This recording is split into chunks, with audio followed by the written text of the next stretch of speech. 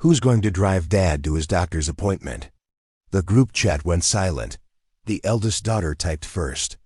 I have a work deadline. Can't leave. The second son replied quickly. Soccer practice with the kids. Already committed. Another daughter sent a short message. I'm out of town this week. The youngest son didn't even respond. That afternoon, Harold Mitchell, 81 years old, sat on his porch in the small town of Willow Creek, watching cars pass by. None of them ever stopped. He whispered to himself, maybe next week, but next week never came. Months passed.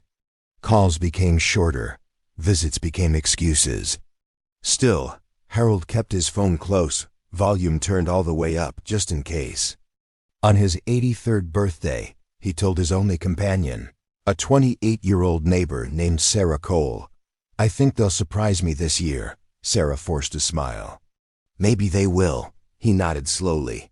I'll grill steaks. Just like when they were kids. That evening, Harold stood by the grill alone.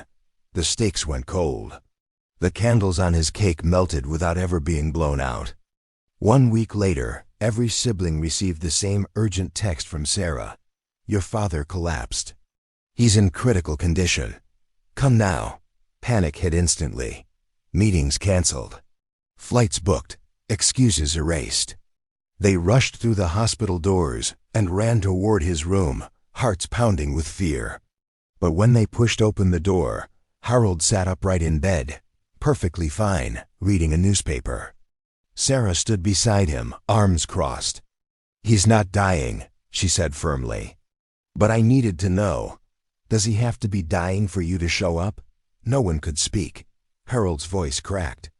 Did I have to almost die for you to come home? Tears fell. Apologies spilled. Arms wrapped tightly around a man who had waited far too long.